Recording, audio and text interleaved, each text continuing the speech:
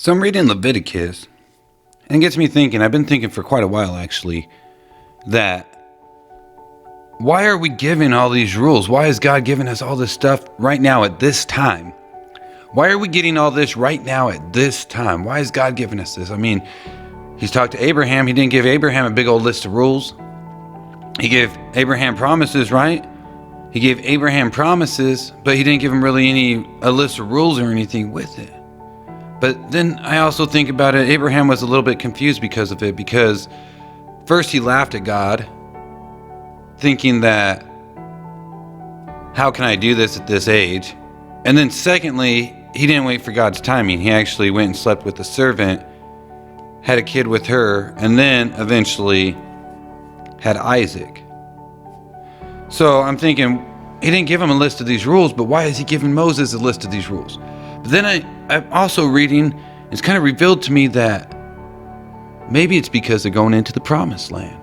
Maybe all this has to do with the promised land. Maybe all this has to do with the promised land, because we're going into the promised land. So then I started reading, and a lot of people ask me, like, is this stuff even relevant? Why are we reading this? And right here, listen to this, you guys. You shall be holy, for I, the Lord your God, am holy. He's holy. That's why you need to be holy to be in his presence. Not only that, he needs the land you live in to be holy too, and the things that you guys do to be holy. He's given us these rules out of love. He's given us these rules because, look, he's giving you guys a mansion. He's giving you guys some land. And he's saying, hey, you have this land, but still, just keep in mind, like, this land isn't just for anything. It's for my people. It's my promised land. Milk and honey. But there's also rules and regulations or things that you should abide by, or just, let's say, respect that you should have because of it. Because not only does the land of milk and honey flow, but that's where God goes. That's where God resides. That's why it's the promised land and God's land.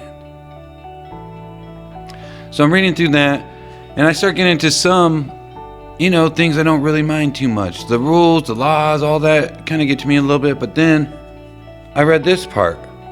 Love your neighbors as yourself. Love your neighbors as yourself. I love that. These rules I could love. These rules I like. It's really the other ones, all the crazy stuff. But I started thinking about it. That can be a problem. Why would that be a problem? Love your neighbor like yourself. Because a lot of people have a problem with self-love. A lot of people have a problem with self-love. And others can't stand people that are like them. I actually don't mind these rules. It's actual sacrifice, the leprosies, kill a goat, let one go, and all that confusing stuff.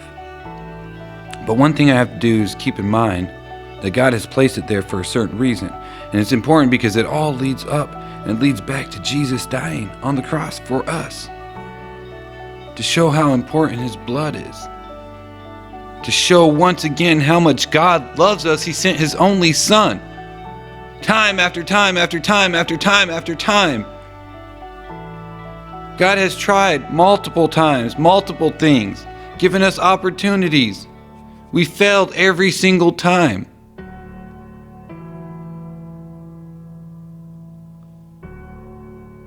He still loves us.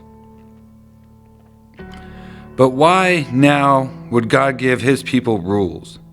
I kept thinking, why would he give us rules right now at this time? Why would he give us the rules and the laws? Then boom, I found it. I found it. Listen to this. I found it right here.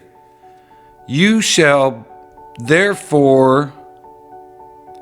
What's therefore for? I've always heard therefore is therefore. Keep all my statutes and all my rules and do them. And the land where I'm bringing you to live may not vomit you out. And you shall not walk in the customs of the nations that I'm driving out before you. For they did all these things, and therefore I detested them. But I have said to you, you shall inherit the land, and I will give it to you to possess. a land flowing with milk and honey. I am the Lord your God who has separated you from the people. That one part though, the land I'm bringing you, you live and may not vomit you out. These are the rules. These are the rules. Yes, these are the rules for the promised land.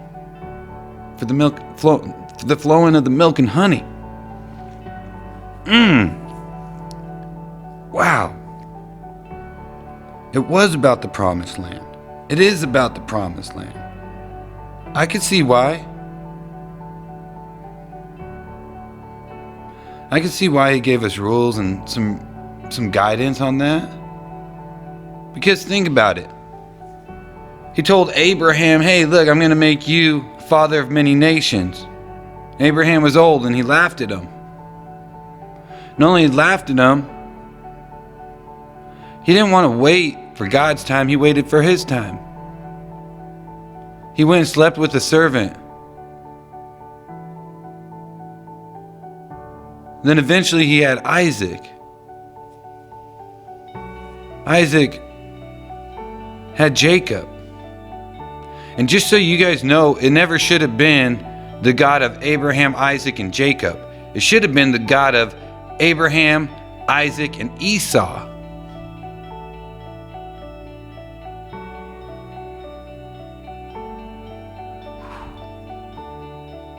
So sometimes in our life, we forget who God is. God's bigger than a rule. God's bigger than a tradition. And sometimes we make these rules and traditions, but it's not about a rule or a tradition. The whole time it was about love. Even when you ask Jesus, what's the most important of them all? He said it's love. He said it's love, you guys. That's the most important of them all, is love.